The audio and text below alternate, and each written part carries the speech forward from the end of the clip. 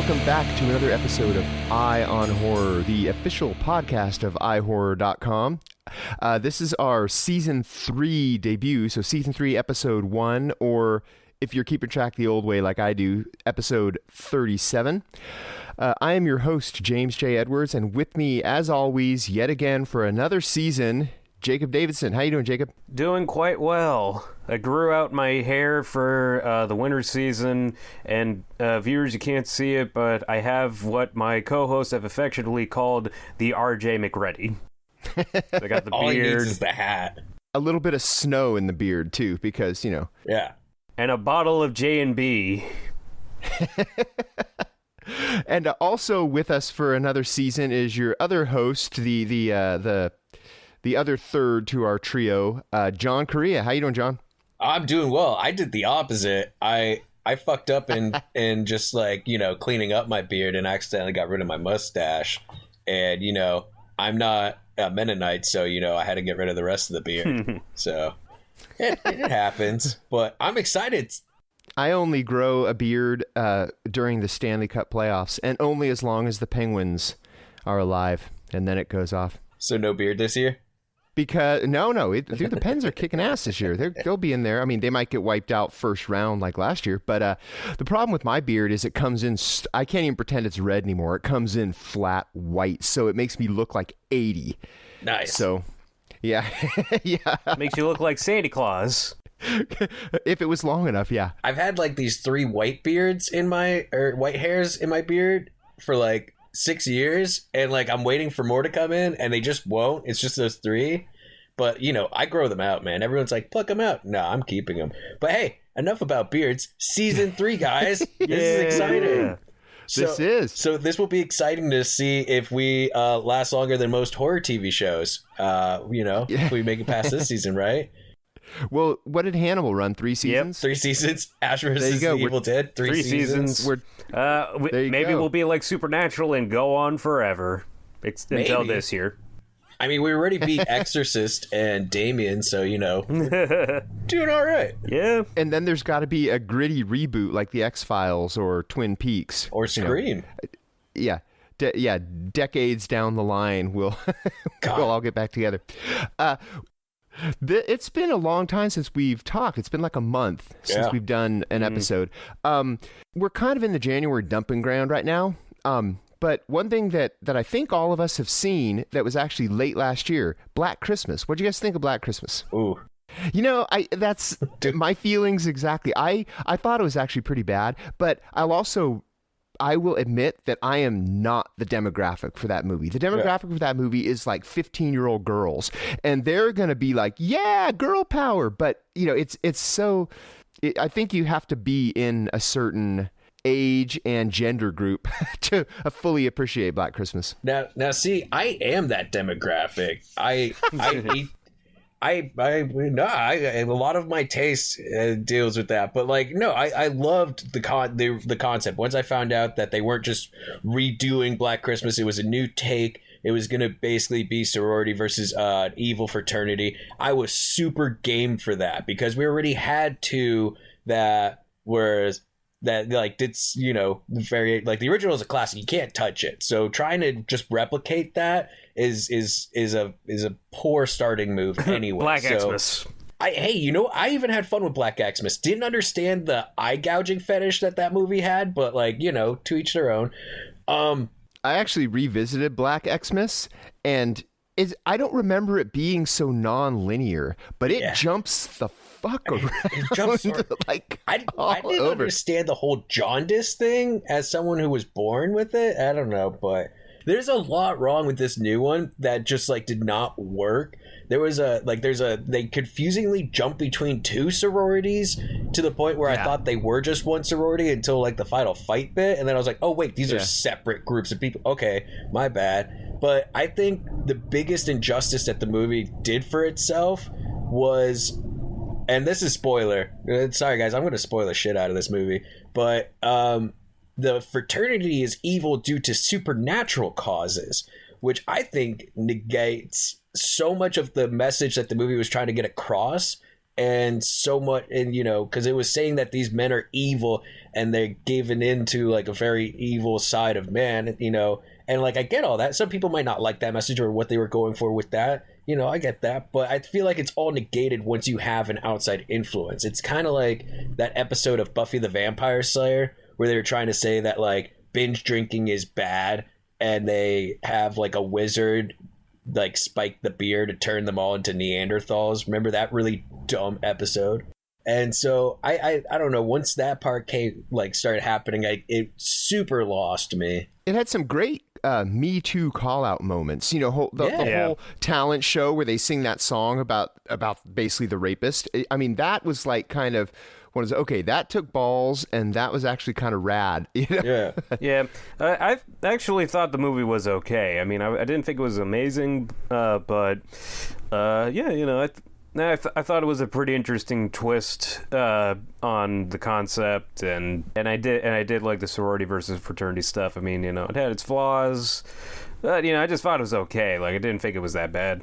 It's fun in a disposable way, and also it's mercifully short. I mean, I shouldn't say mercifully short. It is the exact length it needs to be for a 90 movie minutes. like that. It doesn't. Yeah, it doesn't overstay its welcome, right, which is the worst thing for a movie like that to do. So. That being said, I would be interested in seeing an unrated cut, like just seeing it. Yes, absolutely. There were some moments where they pulled where they cut away. Yep. And I was wondering if maybe there was no budget for the effects, and they were basically fixing it in post so that it did that, or if there is an unrated cut, because it's PG-13. But there are some kills where it's like they cut, right at the moment where something cool could have happened. So yeah, I'm interested in that too. If there is even an R-rated cut, because I feel like either they didn't have the budget for it and they just skipped the effects, or they cut them out to try to get that 15-year-old teen demographic. And the writer did say that they did cut back a bit on the gore and some other stuff so that they could achieve a PG-13 because the message was something that should go out, and which I agree with, and I thought was really cool of them. Yeah, although I disagree. Like, I actually kind of dug that there was a supernatural twist to it. Again, kind of to differ from the previous versions and kind of make it its own. But yeah. If I could steer the conversation to another January release, which I think totally destroys the notion that January is just a dumping ground. I'm talking about, and you guys are going to know about this. This is going to be my Mandy for this year, probably. Underwater. Yeah, I knew exactly where you were going with that. Yeah. I loved Underwater. Yeah. Loved it. And my favorite thing about Underwater is for the first at least half, maybe 2/3, it's not even a monster movie. Mm-hmm. It is a survival thriller because they're in this deep sea drilling thing you think it's an earthquake, but it basically gets destroyed, and the survivors are trying to find their way out. So you've got, a handful of people trying to reach the surface, and they're 7 miles down. They're in the Marianas Trench. So before a monster even shows up on screen, you are leaning forward in your seat, and you're into this movie. I love how it just dives right into the action, like pun intended. Hey, yeah. but yeah, no, it's just like we're not even like 5 minutes in, and then shit goes down. Yeah, I feel like the first act is like 3 minutes long, pretty much, and then all of a sudden you're into the meat of the movie. Yeah, it's awesome. Yeah, and it does have an amazing kind of twist with the creatures, and it just does such a good job of balancing kind of the ambiguity of what is going on with the horror and thrills, because there's monsters down there, just not just any monsters. Yeah. And also great cast too. Like, I love Kristen Stewart. She did an amazing job in the lead role, which a lot of people were saying it was ripping off Alien. But I just feel like it was evocative. Like, it was really its own thing, but... It was more of a ripoff of Cloverfield than Alien. I was thinking... Because I had heard that, too, before I saw it. I'd heard, it's Alien underwater. No, it's more like Cloverfield underwater. But yeah, like I was saying, Kristen Stewart was great. Although I do, like her performance, I feel was kind of evocative of Sigourney Weaver. And it's also interesting because her character is dealing with like past trauma and anxiety. So like, it's such an intense movie. Like, she's on the verge of a panic attack in a lot of scenes, and so you feel like you're in the verge of a panic attack in a lot of scenes. I was gonna say I was on the verge of a panic attack through a lot of that movie because it's so claustrophobic and it's so isolating. I mean, like you feel the fact that you feel like you're 7 miles under the sea with these people. It's really well. Did you see it, Kriya? I did not. I move it to the top of the list because you need to see it on a big screen. Yeah, and it's only in theaters for like one more week. I was gonna say, and it's at the point now where it may be leaving theaters. So go this weekend if you have a second. Oh yeah, I'll be going on Tuesday probably. Okay. I have a day off there. What about The Grudge? I saw it. Did you guys see The Grudge? I didn't see it, so you might be the only one. What did you think of The Grudge, Jacob? I thought it was okay. I heard it was more of an anthology. It is. It's like 5 different Grudges. Okay, now that actually sells me on it. Although it's out of theaters already. I actually went to see it last week, or I wanted to see it last weekend, and I couldn't find a theater that it was in. Yeah, it was kind of in and out. But yeah, I'm a big fan of the director, and forgive me if I'm mispronouncing it. Nicholas Pesh. He did Eyes of My Mother. So it was an interesting kind of twist on the story because, it would have been a mistake to just rehash with, it's a haunted house and like these people move in. But no, it's like about all these different people that are kind of associated with this house. It's like it follows several kind of timelines as they get affected by the curse in the house, and it does link to the Japanese Grudge, and also it just has such an amazing cast. Like, you got going to the Mandy connection again, Andrea Riseborough as a cop who's investigating the murders at the house, and then you got John Cho as like a real estate guy, and Lynn Shay as a patient with Alzheimer's who was at the house, and William Sadler is another detective who went crazy trying to solve the mystery of the house. So they really outdid themselves in terms of casting, and it has some decent scares. I can definitely see why some people weren't into it, because I don't know, maybe they thought it was disjointed, but like I said, I thought it was kind of a cool twist on it. Some stuff didn't quite work for me as well. Like, wasn't a big fan of the ending, and some of the plot lines were better than others, but for the most part, like I said, it was better that they try something new with it rather than just rehash. Cool. Well, before we move on away from like new stuff, I just need to talk for a second about Cats. Oh God. Because we said we weren't going to do this. It's not a horror movie, but holy crap, is it a horror movie? It is. First of all, it's taken a beating from the critics, and I actually liked it, but that's because I think I knew what to expect going in. First of all, I'm a big fan of the musical. So I already knew that, yeah, of course, the last line in the movie is, "A cat is not a dog." And people are making fun of it. It's like, first of all, that shouldn't be a surprise to you, because that's how the musical ends. So, but it is, it looks kind of like the visual effects were courtesy of Face Swap, because it's like you've got this crazy, like, CGI cat or a human face on like this. I mean, the bodies are human too, but oh my God, it's creepy. The thing is, it's not a good movie, but it is so much fun. And I mark my words, in 5 years, this is going to be the big midnight movie. This is going to show, Friday nights at the New Art, and people, they're going to be dressing up and singing along. I don't know if there will be a shadow cast like Rocky Horror, but it's going to be up there. This is going to be a cult thing.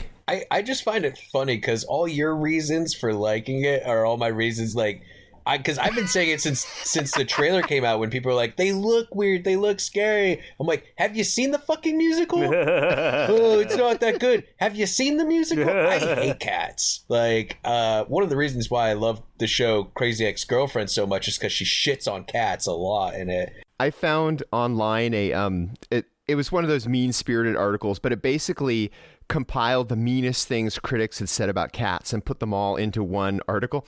And one of them said something like, Jennifer Hudson plays Grisabella, the cat that brings down the house singing memories. Right. And it says, Jennifer Hudson tromps around the stage, looking angry and depressed, like she's been watching the dailies or something like that. And another one says something like, this movie gets right to the heart of the subject matter, which is 2 hours of cats singing about themselves. Yeah. Which is basically it. But that's the thing too. Like, I get it. A lot of, Cats has been dragged, critics don't like it. And I haven't seen it yet because I don't like the musical, so I haven't made the effort to go see it. But man, dude, critics are really just like, I feel like everyone pulled out their encyclopedias and like we're just looking for other synonyms and like all these different, they're like, I'm going to flex my vocabulary on this. Oh, it is a menagerie of psychedelic cat, feline. I can't say cat, feline, like it was just like, dude, calm down. Just say, hey, I didn't like the movie. Critics definitely got creative in dissing it, which was kind of fun in its own right. I get it, but it was just too much flexing, you know what I mean? Like, it was just like, all right. If a movie gets that kind of a reaction from its audience, good or bad, it's done its job. So, surprisingly, the one thing that I don't like about it is the new song, which isn't that surprising, I guess. But there's a new song in it written by Taylor Swift and Andrew Lloyd Webber, and it's bad. And everyone's all shocked it didn't get an Oscar nom for Best Original Song. Don't be shocked. It's bad. And not only is it bad, it's placed into a place in the movie that is really awkward. It's like shoehorned in. It's like you should have just left that damn song out. But anyway, enough talk about cats. Although, just one quick thing, an addendum. I think you're already getting your wish, James, because Alamo's been playing a rowdy screening of Cats, where with like audience participation, people in costume for weeks now, and they keep on selling out. Yes. Is it at midnight, though? No. It's like, okay. I think they usually do it around 9. Well, it's midnight somewhere. Yeah. I was about to say, let's not get into snubs, because Pierre McCreary got snubbed for best score this year. He did. Oh. Dude, don't even... Twice. Yeah, don't even... Lupita Nyong'o for Us. Ooh. Yeah, you don't want to get me started on snubs. Right? We've already... That was our first episode with shitting on the Oscars. So. Yeah, I was going to say, I'm still bitter about Jake Gyllenhaal not getting a Oscar nom for Nightcrawler, so you don't want to hear me talk about go Oscar on. snubs. Maybe our next episode will shit on the Oscars again. Yay! And maybe after the Oscars, yeah. Let's move on to before we get to what is going to be coming out this year, and I'm going to let Korea take the lead on this because I'm not sure what he means, but what horror resolutions for the new year? What do you mean for this? Well, it's a new year, isn't it? Although, if we were to believe Larry David in the season premiere of Curb, it's a little too late to say Happy New Year's. You get 3 days max. But it's a new year. New year, new me, new resolutions. Just what are some things that you guys maybe not like impose on other people, but what's your resolution? How do you want to, I don't know, approach the horror genre this year? Is there something that you want to do more of? Like for me, overall, I want to read more books. And recently I've acquired a bunch more books about horror movies and from all over the world. I got this really nice one about Japanese horror movies from like 1910 through the 1930s, which are largely non-existent anymore, but like, it describes them and stuff. So like I want to read more about the topic, and I will never give up on my crusade of genre is just a classification, not a sign of quality, of course. But what are some things that you guys want to work on or bring more awareness to this year with our beloved genre? For me, twofold. For personally, I want to write more horror. So, I mean, I've already done a decent amount of that in the last year, but like I feel like as a writer, horror is, my thing. It's become my niche, so I want to embrace that and write more in different formats, shorts, features, podcast serials. Yeah, more podcast serials. You're killing it on that front, bro. Oh, thank you. Apologies for saying bro. What the fuck? I'm sleeveless for one episode, and I'm saying bro now. This is what happens when you go sleeveless, bro. Ugh, bro. And the other thing I want to do is to support independent horror more, because they need it.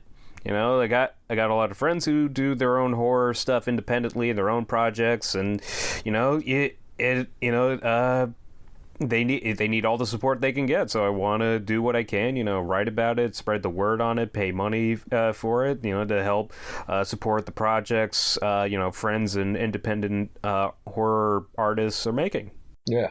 What about you, James? Well, this is on a personal front, but my big blind spot, not only in horror but also in regular films, is foreign language movies, and I really discovered this when I was voting this year in my two organizations. Like when the nominations came out, I'm like, that's where I need to cram foreign language, and then at the was it not the Globes, the SAG Awards, wherever it was that SAG for Best Ensemble, Parasite, and his quote was, "Once you overcome the 1-inch tall barrier of subtitles, you will be introduced to so many more amazing films." And that resonated with me. I'm like, you know what? I mean, not that I have anything against subtitles, but he's totally right. A lot of people are subtitle phobic, to the point where I was in an international cinema class in college, and this was years ago. And the instructor started playing, I want to say it was Old Boy, and it with the dub instead of the subtitles. And half the class is like, "No, keep it." And the instructor's like, "You got to be kidding me, right? You want to watch this dub? No, we're going to watch the subtitle." But I think for me, I just need to embrace more. I need to watch more international and foreign language movies, because there's so many good ones out there, and it's not that I'm afraid of them. It's just that I don't get around to them. So I need to force myself to get around to them. And you guys bring up great points, because I know a lot of people, two of the things I see bitch about the most in horror forums is, "Oh, I don't like reading subtitles." Okay, stop being ignorant. Like you're not saying that at all, James. You're just saying that there's a bit of a blind spot. But people who just flat out are like, "I don't like reading subtitles." All right, you sound ignorant. Stop. And then the other side of it is, "Oh, this was a bad year for horror. There's no good horror." It's because you're not looking for it. There's so many good titles. We live in 2020. We have streaming. We have movie theaters. The great thing that's happening now is movie theaters are expanding out. There's ones that are doing these niche showings. There's ones that are doing festivals. Jacob and I are constantly talking about going to them, and we're in LA. I mean, so it's easy for us. But I mean, in other towns and places, there's ways to go to them. You might have to drive an extra 20 minutes or something, but there's ways to get out there, or stay home. Get a subscription to Shudder. There's some amazing movies out there. If you guys, to start off, subtitle, watch Tigers Are Not Afraid. That was one of the best movies to come out last year. And I actually did see someone say, "I'm not watching it because I don't want to read subtitles."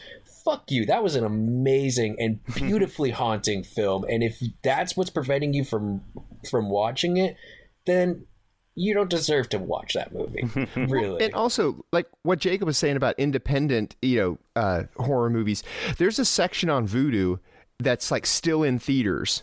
Yes. And that's basically that's all the independent stuff that may not be coming to a theater near you if you live in, Deer's Breath, Indiana, or, East Elbow, Arkansas.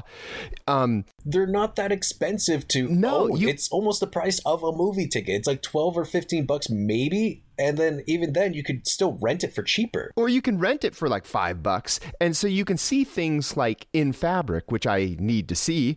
But that's the one that came to mind when, it pops up in there. It's all still in theaters.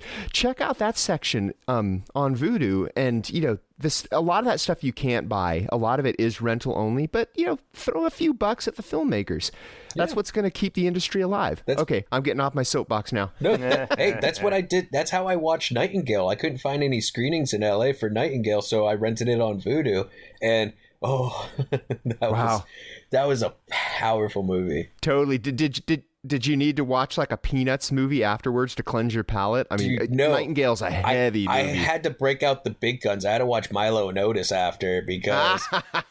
And you know what scene I'm talking about. That scene literally had me crying. Like, oh my gosh, it was so intense. Yeah. I had tears going down my... You know when you're like in complete shock and you're just sitting there still with your mouth open? It wasn't just that. It was streams of tears coming down my face during that. When I got my screener link for it, the rep actually said, look, in your review, just don't mention this, and it's what you were talking about.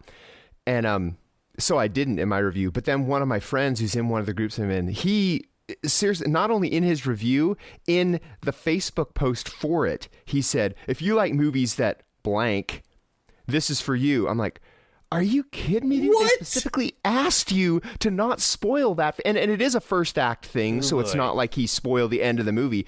But it's one of those things that comes as such a shock that it's best discovered on your own. But also, I was like, if you like these movies, no, that's true. No.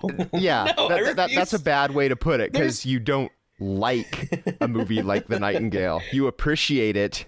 The only thing that someone should say, if you like... when it comes to Nightingale, is if you like historically accurate movies, this is one. And it just so happens to take place during one of the most terrible moments in the 18th century, which is saying a lot, because a lot of bad stuff was happening. Okay, well, cool. We got some good resolutions. We'll check back at the end of the year and see if we have kept to them. Yeah. But let's move on to, before we move on to what we're looking forward to this year, let's take a look back at what we were looking forward to last year. I listened back to our what we were looking forward to last year episode. Oh, thank God. Because it's kind of fun, because my big two last year, first of all, the big surprise to me was none of us mentioned Midsommar, which ended up being my favorite movie of the year. I'm pretty sure it was on both of your guys' top 10. Yeah. It was top 3. It was just an incredible movie, and I don't know how that slid under our radar. I just think when we recorded last year, it was just saying that he was making another movie. It was I think it was shortly after we recorded they released the trailer for it. Yeah, I'm guessing because I remember once that first trailer dropped, the teaser. It wasn't even the trailer, the first teaser, and I immediately went, "Oh, folk horror!" Like I was immediately raging about it. So it must have been just lack of awareness. But my two, the one that I was looking forward to the most was Us, and it lived up to it. It's my number 2 behind Midsommar, so I loved Us. But my second most looking forward to was Glass.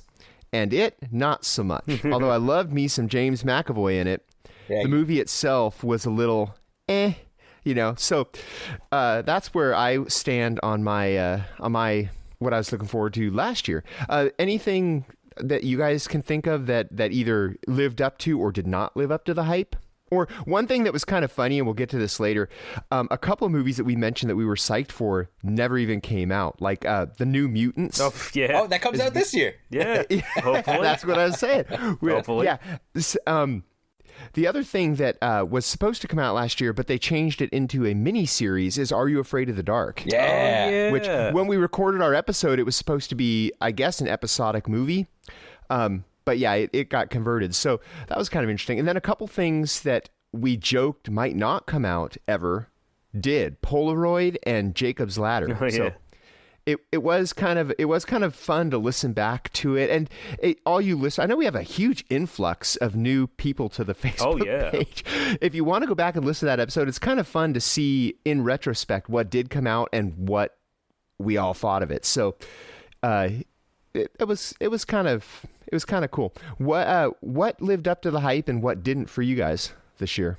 last year? Well, for me, I think I remember Color Out of Space being on the top of my list because, well, I was just going off of Mandy, so I was still deep into my love for Nicolas Cage and Spectre Vision, and I was super stoked by Richard Stanley getting back in the saddle, and having seen it at Beyond Fest and rewatching it a couple days ago for the more wide release, it definitely lived up to the hype.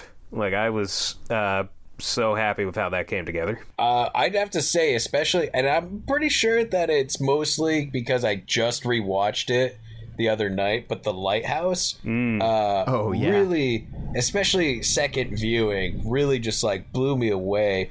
And one of the things with my because the first viewing I was really taken in with the horror of it all, the claustrophobic, just everything about the horror aspect of it. But this last viewing, I was more taken in with just like the absurdity of it all. Like, it's such a beautifully shot film. Like, it really did earn it at least a cinematography nomination. I think it should win. Yeah. Just because listening to the special features where they discuss like what they did with the lenses and what they chose with the film stock and everything, like everything would like awesome, and the lighting was incredible.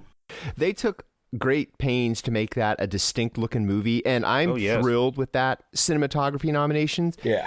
I think Roger Deakins is going to win his second cinematography for 1917, but even getting your ass kicked by Roger Deakins is a badge of honor. Right. So that what's his name, Jaron Blanchke or something like that, it's some weird, forgive me for calling your name weird, but it's not like John Smith.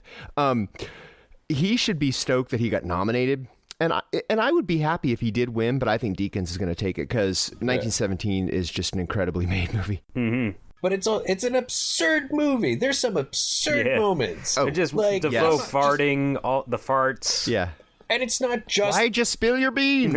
Like, there's an entire sequence where they're just bitching about cooking, like an old married couple. You don't like me cooking? Like, come on, that's the and that's the You made him sound like Leprechaun there. You don't like me cooking. What do you mean you don't like me cooking? God damn it. Yeah, I did fuck that up pretty bad. But that's the thing, is that it's that scene is what's being recited for like why Defoe should be nominated for acting nods, and same with Robert Pattinson. But it's also such an absurd fucking scene. Like, it's just like, I want a steak. Oh, so you don't like my cooking? What do you mean I don't like? Yeah, of course I don't like your cooking, you old bitch. And they just go back, and then he just goes on the longest fuck you monologue ever, and he just ends with, all right, have it your way. I like your cooking. Like, it's so good. But the more you think about it, it's obscene. Lighthouse is one of those movies where you leave the theater going, what the fuck did I just watch? But then it just sticks in your craw. Yeah. And it's like the more time between the movie and now that, the more time you spend with thinking about it, the more you like it.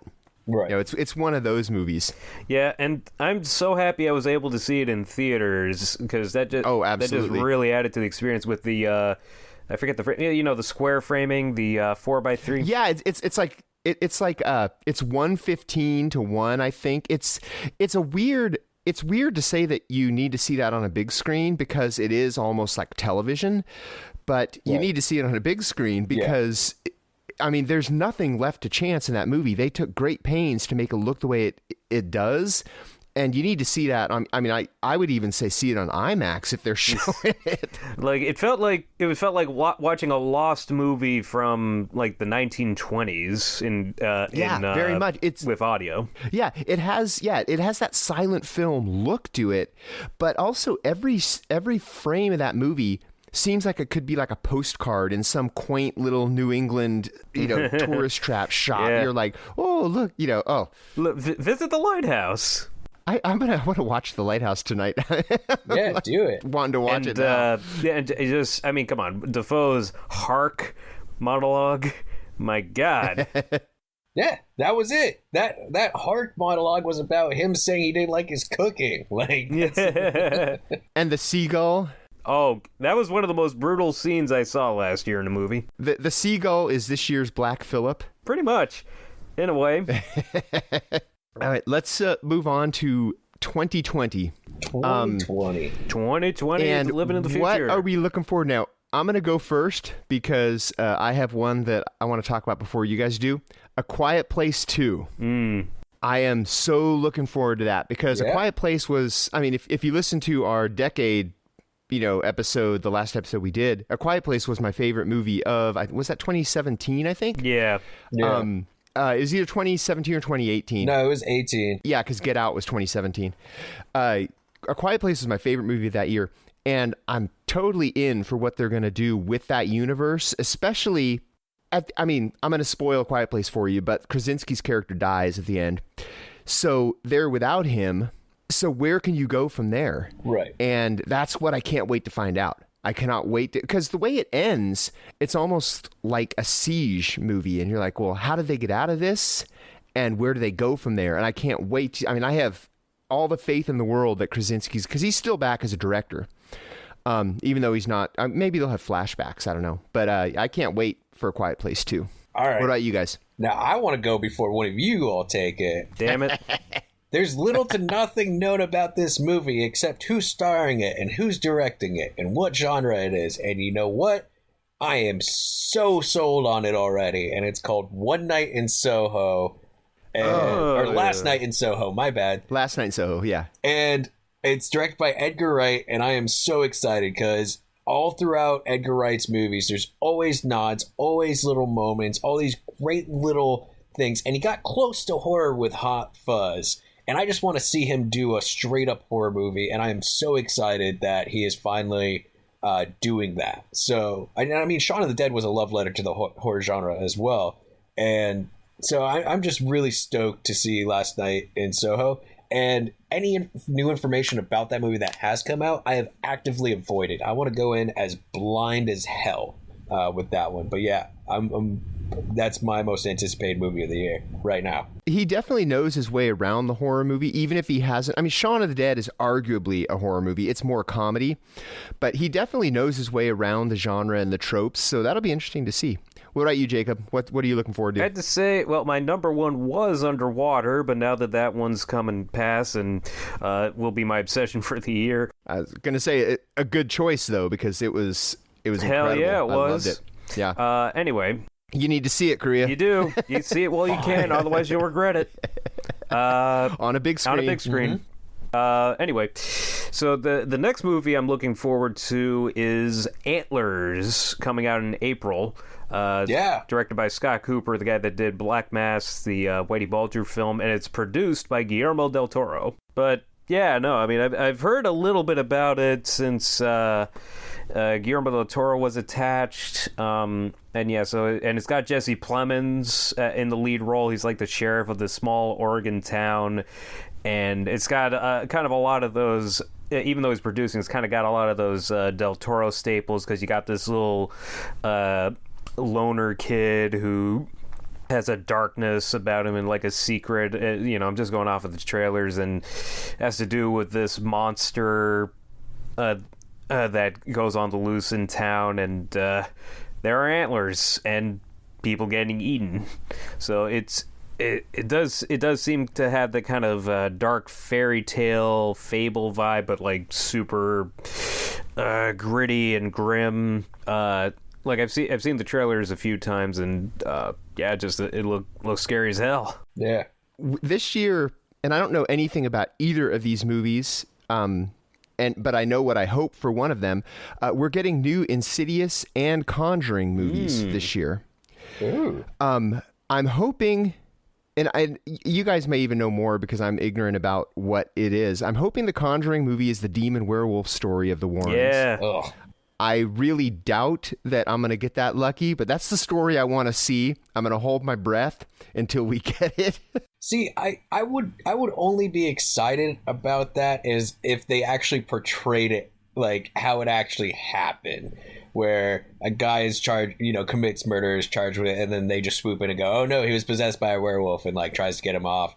And so like the prosecution puts everything into that alibi, and they're like, no, that's not an alibi.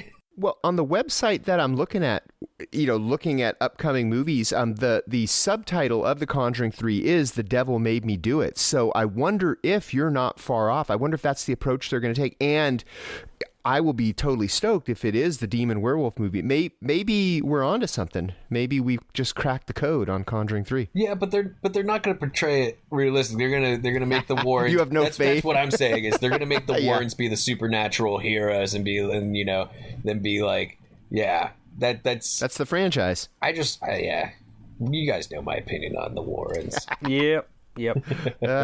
But new Insidious, hell yes. I love that franchise. Give me more creepy Darth Maul looking demons listening to Tiny Tim any day. Darth Maul looking. That guy almost kills the franchise for me, the Darth Maul looking dude. He still was cool, but yeah, looked a bit too much like Maul. I think they even call him the lipstick face demon or something. Yeah, that is what they call him, the lipstick face demon. But he was awesome. But he's always hanging out behind people. He does have the best scare in the first movie.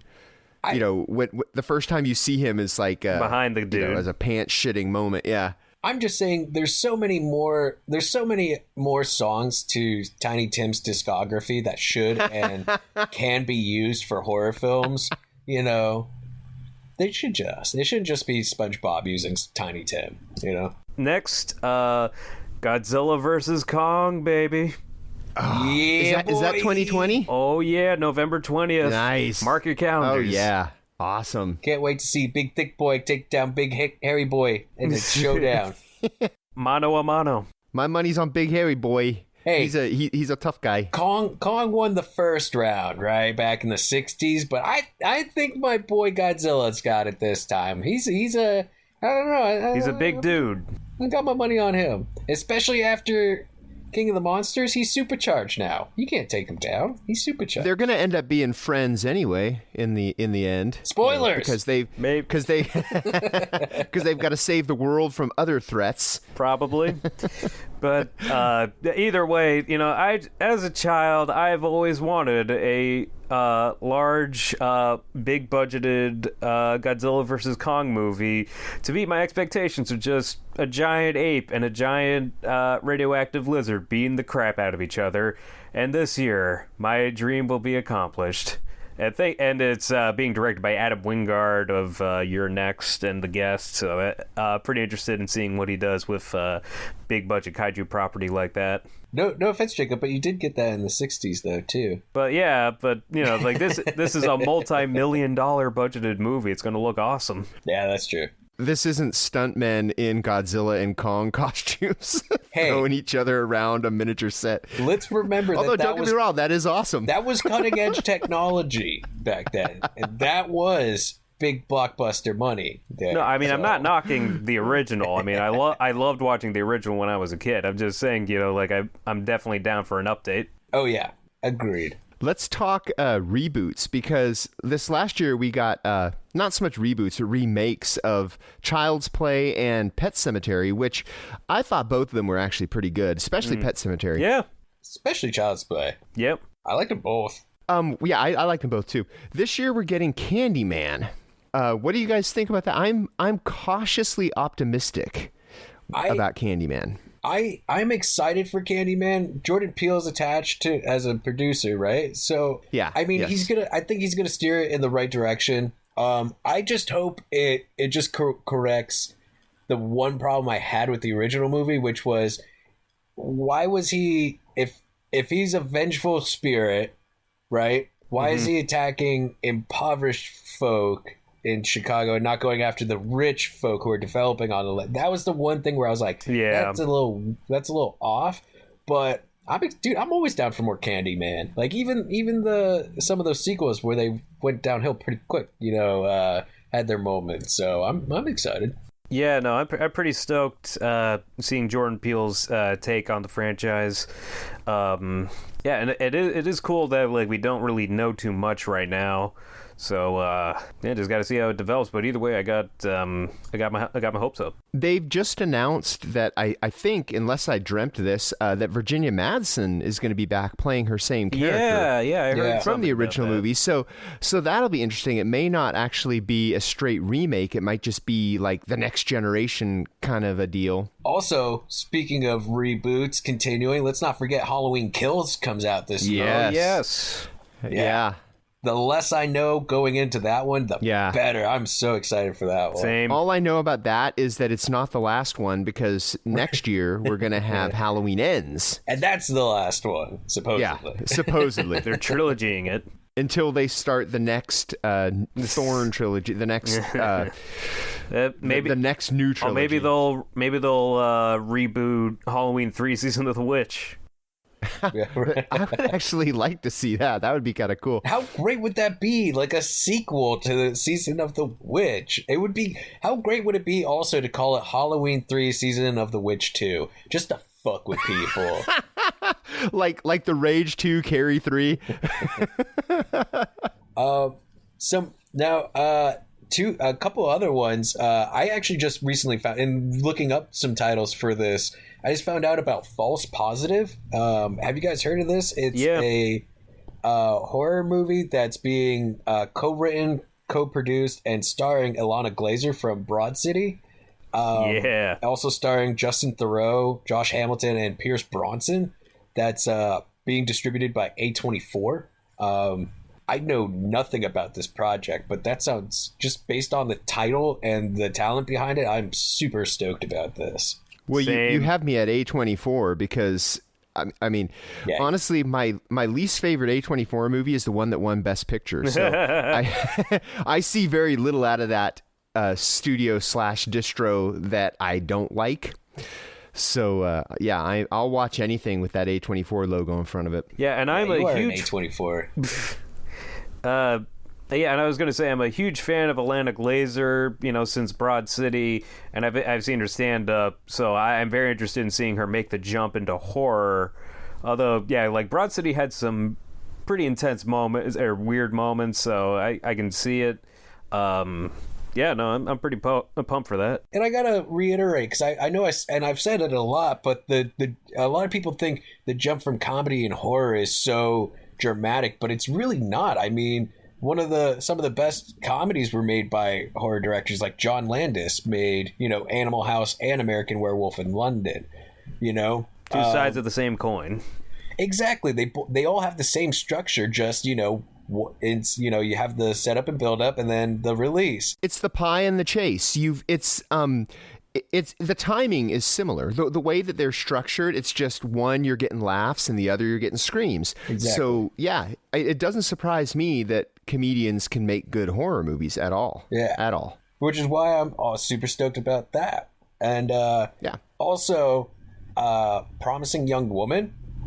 Like, you guys saw the trailer for that one, right? Yeah, I'm super pumped for that. Yeah. That trailer came out of nowhere and just absolutely blew me away in what is this movie about? I mean, I know it's got Carey Mulligan, Bo Durham, my boy Adam Brody, of course, is in it, and Christopher Mintz-Plasse. Yeah, he's in it. But it sounds so great. And like that trailer was so well put together that again, it's another one of those, I know very little about it, and I'm okay with not knowing much about it until it's on the screen in front of me, Mm-hmm. We're also getting The Invisible Man this year, which actually soon, I think February. Yeah. That one is, well, The Invisible Man has always kind of been the biggest asshole of the Universal monsters canon. I mean, the other ones are a little sympathetic. The Invisible Man is just a dick. I mean, in the best ways possible. When he's skipping along in the pants. He's totally fun to watch, but he's the most malicious of the Universal monsters. And this one, it kind of has a Hollow Man vibe. It definitely lets you know that the Invisible Man is the villain, and Elizabeth Moss is going to be, the quote final girl, although she seems a little more capable than other final girls. Victimized. But Yeah, it kind of has a Hollow Man vibe to it. I mean, it's especially with the visual effects going. Yeah. But yeah, I'll watch anything Elizabeth Moss is in. Yeah, and I love so. Lee Winnell, so I'm very interested in seeing his take on this particular property. Oh, and I got another one. If James worships A24, I'm worshiping SpectreVision, because I'm really looking forward to their next movie, Come to Daddy. It's coming out next month, February 7th, and it stars one of the founders of SpectreVision, Elijah Wood, and it just looks really creepy. Like, I saw the trailer at the Alamo a couple days ago. It's like Elijah Wood's this dude who gets a letter from like his estranged father to visit him at his like lakeside cabin, and shit just looks like it's gonna get wild. And it's co-starring Elijah Wood's mustache, right? Yes, and he's got a bob cut and a mustache, so he does look unique. But yeah, no, it just looks like, I just really love the output from SpectreVision because it's just so undefinable a lot of the time, and it just looks so creepy and weird, and I'm pretty interested in seeing where it heads up. So what do you guys think of this Fantasy Island movie that's coming out? I'm intrigued. Yeah, I'm willing to give it a shot. They're definitely spinning it as a horror movie, but the show was not. No.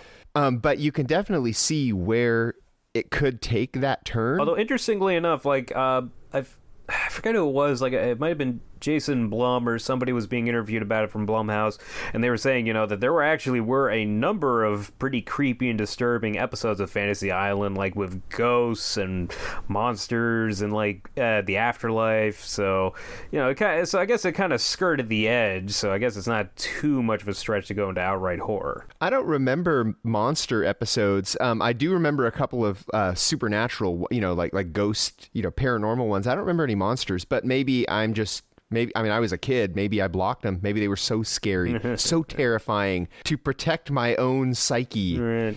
I blocked them. Our number one fan, Tim, loves Fantasy Island. Was it Fantasy? No, he loved Love Boat. That's what it was. That's one that needs a horror reboot. Love Boat. Side note, I can't look at the No Time to Die, the new Bond poster, without singing the Love Boat theme because they use the same damn font.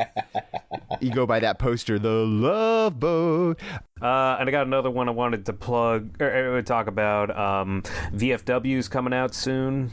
It's the VFW, yeah, it's the Fangoria produced kind of action horror movie, which I actually saw at Beyond Fest, but I got to see it again because like it was one of my favorites from the festival. It's like these old veterans, and it's like Stephen Lang, William Sadler, George Wendt, and Fred the Hammer Williamson hanging out at this VFW bar when this girl runs in from this gang of like drugged out street punks, and it becomes like an Assault on Precinct 13 siege movie, and it's like they're trying to break in to get her, and so they have to defend themselves.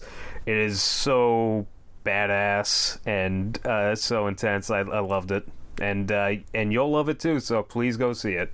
Yeah, cool. Well, let's start wrapping this up, but before we go, I also want to say that one of our most looked forward to from last year, The New Mutants, has a release date in 2020. Finally. I think it's April 3rd, I believe. So yeah, The New Mutants. Are we still as excited for that as we were? After seeing that new trailer, yes. Especially since I heard rumors that they went back to the first cut. It sounds like it's a rumor. It's a rumor. That's promising, though. They're not like doing with all the retooling that Fox was doing, essentially. Yeah. They're undoing it, maybe. Yeah. But yeah, I'm looking forward to it. Quick shout outs to a few titles. Antebellum, no idea what the fuck that movie's about, but I'm excited about that. Yeah. It's the producers of Get Out, though, so super pumped for that. Yeah. I love Janelle Monáe. Dirty Computer is a great album, so I'm stoked on that. New Ghostbusters. Oh yeah. I don't care what they're trying to undo the all female one. I hope they don't, though, because I liked that. Yeah. I didn't really like a lot of that one, but I hate backpedaling. I think we need to stop the backpedaling. Yeah. I'm talking to you, Star Wars. We need to stop the backpedaling. So even if you didn't like answer the call. I think that it should still be included as like a part of that universe. We got a new Purge movie coming out supposedly this summer. Know nothing about it, but hell, I'm always down for more Purge. Oh, I got one. The third Collector movie. There was the Collector, right. Then the Collection. Now there's the Collected with a 3 instead of an E. Supposedly will be coming out this year, so I'm pretty hopeful, because like that was a personal favorite of mine of the late 2000s, early 2010s horror. We're supposedly getting a Fear Street movie this summer as well, which right. I guess R.L. Stein is loving rolling in the money from the Goosebumps movies, so he's gonna I mean, who wouldn't? I'd take a dive in that Scrooge McDuck pool if I could right. Let's also not forget that they're finally officially adapting Hot Topic into a movie. Oh, I'm sorry, I read that wrong. It's called Morbius, starring Jared Leto. Oh, right. Jesus, that movie just has the energy of an angry 12-year-old who just discovered My Chemical Romance. They should put that on the poster. This movie has the energy of an angry 12-year-old who just discovered My Chemical Romance. No, I do want to say, before we do wrap things up, there is one movie that I found out about like 5 minutes before we recorded the podcast, looking up more movies coming out this year to talk about. And it's a Russian horror film called Baba Yaga, Terror of the Dark Forest. I watched the trailer beforehand, and I keep saying it. I know next to nothing about this, but I'm just excited about Baba Yaga. Baba Yaga has been a part of has been introduced into American pop culture predominantly because of John Wick. So I'm excited to see a movie that's about an actual Baba Yaga coming from the country where it originates from. That sounds awesome, and I can't wait to learn more about this mythology and see how it translates, Cool. Well, let's wrap this up and get the hell out of here. Let us know what you are looking forward to in 2020. Our music is by Restless Spirit. That has not changed with season 3, and neither has our artwork, which is done by Chris Fisher. So go check both of them out. Where can we find you guys on Twitter, Jacob? You can find me on Twitter at @JacobDavison_. That is at JACOBDAVISON_. And you can also find my writing for Dead Time Stories on Apple iTunes and the Google Store. Cool. And you, Korea? You can find me on the socials, Instagram and Twitter at Korean Barbecue. That's CORREIAN BBQ. Or also on Stardust under iHorror News, where I post super quick reviews of movies, which is mostly me going, I'm super stoked about this movie, for 20 seconds. Cool. And me, you can find on the Twitters at Cinema Verite. That's like verite, but with fear. So it's FEARITE. You can find all three of us at iHorror.com or the Eye on Horror Facebook page, which, holy crap, there have been like 1,000 new likes to that in the last week. It's totally awesome. So everybody who is new to that, welcome. And you're gonna, your like will pay off because we're going to be doing some cool contests coming up real soon. And if you have not been to the Eye on Horror Facebook page, what the hell are you waiting for? There's a bunch of people who have beat you there. Come on over, throw us a like. Let us know what you're looking forward to in 2020. If we have missed anything that's got your skirt blown up. And we will see you next time. So for me, James J. Edwards. I'm Jacob Davison. And I'm Jonathan Correa. Keep your eye on horror.